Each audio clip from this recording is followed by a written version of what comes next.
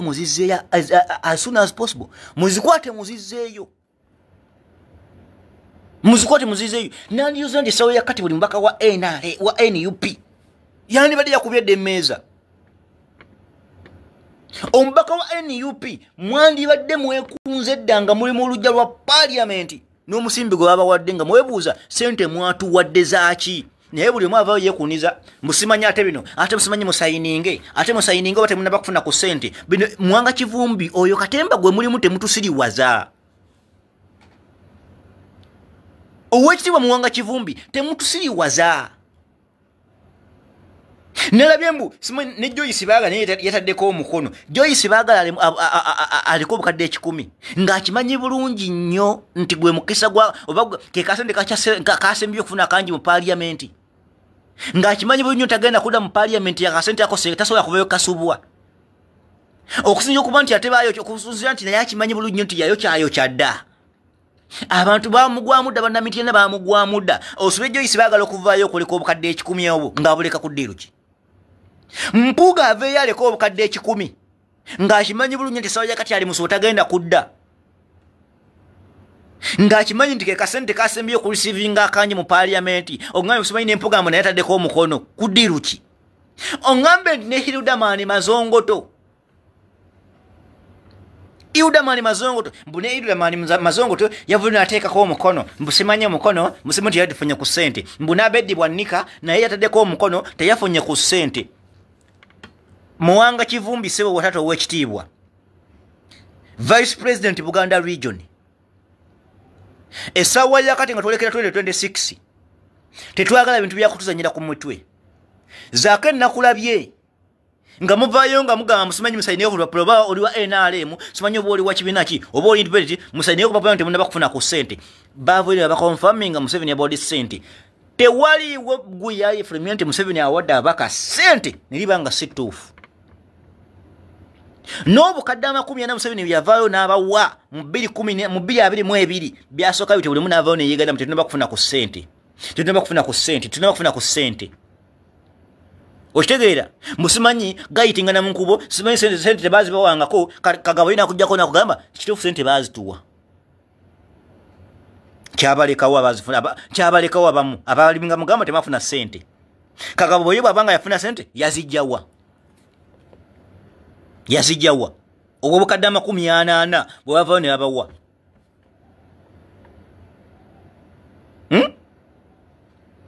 Bwe kibanga mu 2.5 yakyali kyekimu milioni 5 ze babawa. Nga tebavaayo kugamba nti za bulimba. Mu 2011 ne bavaayo ne babawa ez'okubaako kye bayisaawo obukadde 80 mu 2011 ne babawa milioni 22. Ani yavaayo n'agamba Museveni yafuna ku ssente ezo? Ani yavaayo nazaayo ssente? Mu 2017 mu 2016 Museveni n'abawa obukadde 20 zali bwali obukadde 22 just kuyisa supplementary budget eyalimu 777 billion Uganda shillings supplementary budget yeyo eyalimu billions 7 Museveni yabawa obukadde 10 mu 2016 nga bali bako supplementary budget yebalina okuyisaawo eyalimu 777 billion Uganda shillings nga bali bateekeddwa okuzuwa Museveni. Lwaki bavanga bikonfaminga nti sente zaali za bulimba. Mu 2017 obukadde 80 bwe bavaayo ne babawa obw'okugyawo age limit byatandika bya bulimba mbwali simanyi temwafunye ku ssente tetwafunye ku ssente kyaggwa kitya mu 2022 ate byali bwe bityo ne ku mulundi guno era mukyasobola okufulinga bannayuganda. So Zaake Francis Mwanga Kivumbi temugeza okufulinga bannayuganda musimanye kati ono mbaka okusinza tono mbaka okusinza tono mubaka yakoze bwati musimanye sayininze muti yafunye ssente mmwe. Teriyo kati sawa yakati mubaka n'omu ng'akimanyi nti agenda kwesimbawo oba akyayagala okudda mu parliament ayinza kuvayo mu lwatu kugamba nti yafunye ssente newankuba ite abeera yazifunye. Lwaki bazifunye kiro? Gusoka webuze omubaka nga Segona ku parliament ekiro sawa mukago gw'ekiro yali akola wuki. Wali parliament ina night shift.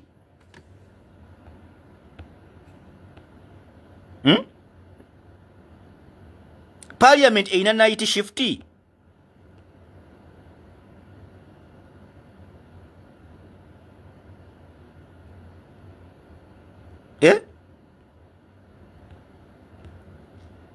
So bana Uganda tukyogera tubagamba febe nnyini aba contributing nze ku kubonaabona kwaffe kubanga buli kintu kyonna kibadde nga kivayo kiyita. President waffe omulungi kisooka okukulisaayo ebungereza gye wabadde Mukama yebale yakukengeriza okudda obulungi ennyo okwaboobwe bye wasanzeeyo kyemmanyi byebyo bye wasanzeewo abakawo munange bavaayo ne wakkaadi bennyini bagezaako okwagala okuyisa amateeka gagenda okuluma enteega nga n'abamu ku bo bwe bavaayo ne bagamba nti baddayi haadi mbu ne munju batuuka n'ofiriji ne bayingira bahirudamaani bye bamu naye kwe bavuddeyo ne bali obukadde 10 ekyo abakulaga nti bo bali ku lusegere nnyo nnyo Sajja Hirudamaani munange naye y'omu ku bavudde ne balya ssente munange bye byavudde ew'omumpembe w'Yoweri Kaguta Museveni. So Mr. President n'abamu ku babaka abali mu kibiina kya National Unity Platform mu Parliament beekengere essaawa yakati abasinga bakwagala ng'oli mufu. Abasinga bakwagala oli mufu. Oluvannyuma lw'okuba nti bamala okwatuusa gye batuusa bakwagala oli mufu. Sigwe abamu sigwe musimbi gwe bafunye waliwo n'abamu bwe bawa omusimbi ogwali separate nga gulina okuba commission enteeketeeke gye gukola naye nga yakusanya obulamu bwo. Mr. President Kyagulanyi Ssentamu Katonda akukingirize byonna by'oyitamu ebikusoomooza ebikola ki kubanga byo bigenda kubeerawo era bigenda kubeerawo paka ate tebigenda kuggwaawo. Naye ebyo munange byali bisuubirwa kubanga ffenna twawukanye endowooza ate buli muntu ayina ndowooza ayina pulaani ze. Buli muntu ayina pulaani ze.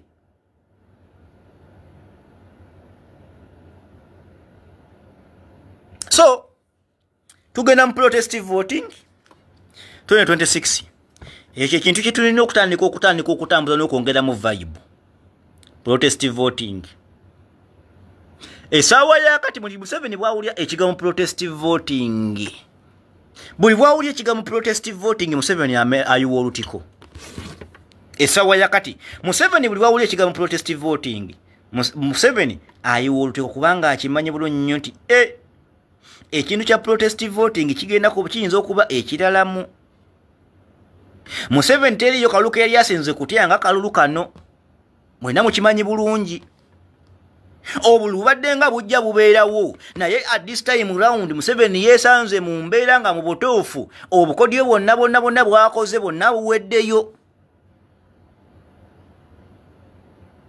Okitegeera Museveni yeesanze mu mbeera ng'obukodyo bwonna avuddeyo abukoze.